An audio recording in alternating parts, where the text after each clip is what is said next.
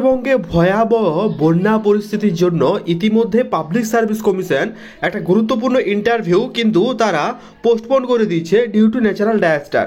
ঠিক আছে, প্রাকৃতিক যে দুর্যোগ, সে প্রাকৃতিক দুর্যোগের কারণে তোমাদের কিন্তু একটা যে গুরুত্বপূর্ণ পরীক্ষার ইন্টারভিউ সেটা কিন্তু তারা নোটিশ দিয়ে তারা কিন্তু পোস্টপোন করে দিয়েছে। 6-10-2025 তারিখে প্রকাশিত হয়েছে এই নোটিশটা, এবং নোটিশের নাম্বারটাও দেখতে পাচ্ছ তোমাদের সামনে তুলে ধরার চেষ্টা করেছি। তাহলে কি WPSI যে সাব ইন্সপেক্টর 12 তারিখে হতে চলেছে, WP সাব ইন্সপেক্টর, ঠিক আছে, সেই সাব ইন্সপেক্টর 12ই অক্টোবর সেই এক্সামটা কি পোস্টপোন হবে বা এক্সাম পিছিয়ে যাবে?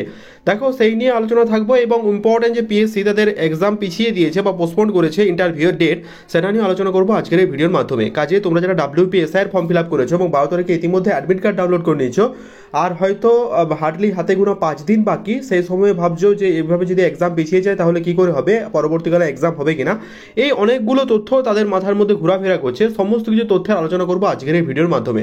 কাজে এই ভিডিওটা অত্যন্ত ইম্পর্টেন্ট, স্কিপ না করে শেষ পর্যন্ত দেখো, কথাগুলো মন দিয়ে শুনো, আশা করছি একটু হলেও উপকার আসবে।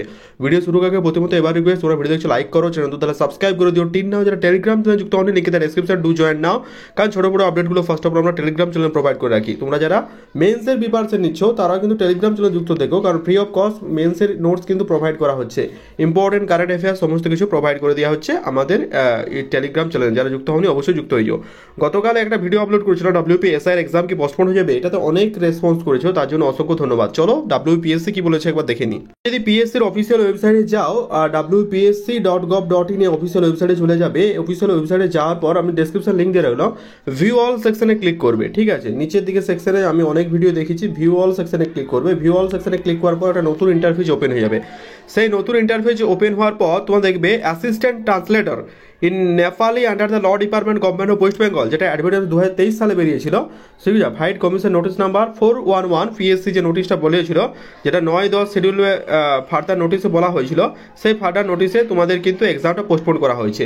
এই দেখো 6-10-2025 যে নোটিশ এবং নোটিশ যে নাম্বারটা, সেই নোটিশ নাম্বারটা আমি শো করেছি। ইম্পর্টেন্ট অ্যানাউন্সমেন্টটা বলা হয়েছে পাবলিক সার্ভিস কমিশনের পক্ষ থেকে। কি বলা হয়েছে একবার দেখো, পাবলিক সার্ভিস কমিশনের পক্ষ থেকে বলা হয়েছে, due to the unexpected situation caused by the natural disaster, প্রাকৃতিক দুর্যোগের কারণে নর্থ বেঙ্গলে যে ডিস্ট্রিক্টগুলোতে প্রাকৃতিক দুর্যোগ হয়েছে, ঠিক আছে, সেই কারণে the interview for the post of assistant ট্রান্সলেটারের যে ইন্টারভিউ ইন নেপালে under the law department government of West Bengal, ঠিক আছে, 9-2023 যে অ্যাডভার্টাইজ বেরিয়েছিল কমিশন নোটিশ যেটা 411 PSC, ঠিক আছে, schedule to be held on 9-10-2025 তারিখে। যে ইন্টারভিউটা 9-10-2025 তারিখে, আই রিপিট 9-10-2025 তারিখে যেটা হওয়ার কথা ছিল, is different until the further notice. তোমাদের এই ইন্টারভিউটা আপাতত পোস্টপোন করা হলো, পরবর্তীকালে নোটিশের মাধ্যমে জানানো কবে হবে।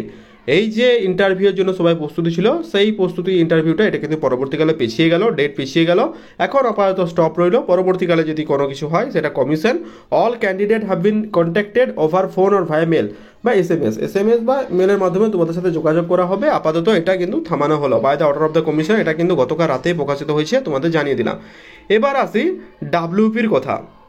দেখো বন্ধুরা, WPতে অনেকেই ভাবছো WP সাব ইন্সপেক্টরে ইতিমধ্যে যে আমরা অ্যাডমিট কার্ড ডাউনলোড করে নিচ্ছি, তাহলে কি এক্সাম পেছানো সম্ভব?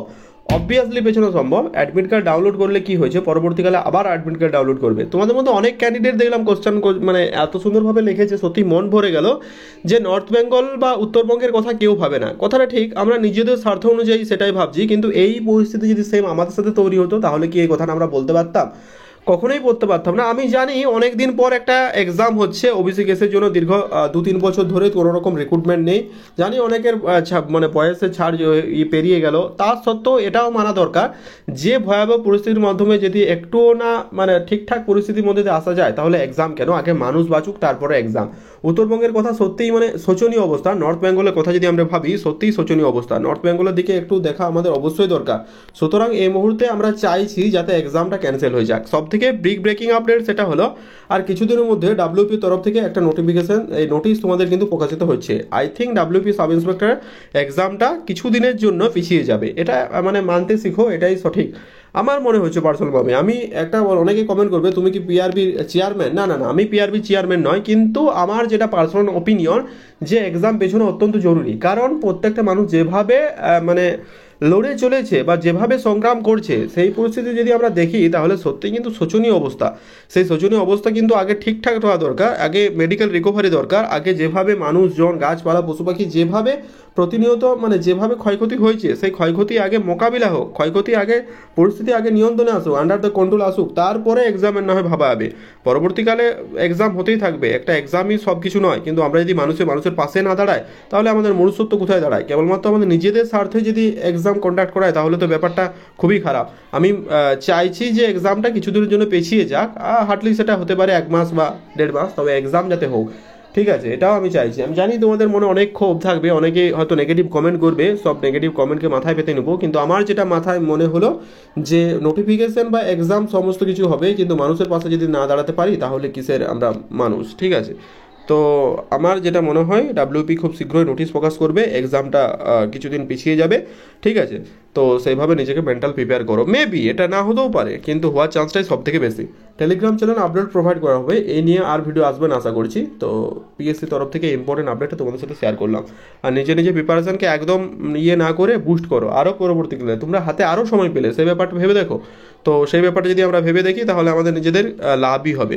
তো wish you all the best and thank you very much. আজ একটা ভিডিও আসছে ওবিসি কেস নিয়ে, সেই ভিডিওটা তোমরা দেখো, আশা করছি তোমাদের একটু হলেও উপকার আসবে। ওবিসি কেস নিয়ে ইম্পর্টেন্ট আপডেট আসছে। ওবিসি কেসের নেক্সট হিয়ারিং দিয়েছে 7 তারিখে, 7/9/2025 তারিখে। এই নিয়ে একটা ভিডিও আসছে, দীর্ঘ প্রতীক্ষার পর সুপ্রিম কোর্টে একটা ডেট দিয়েছে।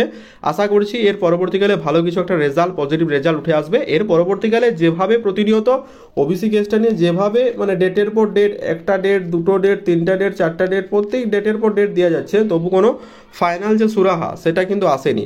এদিকে আমাদের সুপ্রিম কোর্টের তরফ থেকে জাজও আসছে না, আমাদের হাইকোর্টের তরফ থেকে জাজমেন্ট মাননীয় মানে অমৃতা সিংহ ম্যাম ওবিসি ইডাব্লিউএস নিয়ে যে সমস্যা সেটাও মানে আমাদের যে রাজ্য সরকার, সে রাজ্য সরকারও ঠিকঠাকভাবে ক্লিয়ার করেনি। সো অনেক কথার মধ্যে দিয়ে একটা পরিস্থিতি সৃষ্টি হচ্ছে, জানি না কি হবে, তো দেখা যাক কি হয় না হয়, পরবর্তীকালে আপডেট তোমাদের সাথে শেয়ার করবো। তো আজকের ভিডিও এতটা অবধি দেখে জানিও কেমন লাগলো, ভিডিও ভালো লাইক করো, চ্যানেল সাবস্ক্রাইব করে দিও। টিন না যারা টেলিগ্রাম চ্যানেল যুক্ত হলে ডিসক্রিপশন লিঙ্ক দেওয়া হলো, যুক্ত হয়ে যাবে। Wish you all the best, thank you very much. দেখা হচ্ছে পরে ভিডিওতে, ভালো থেকো।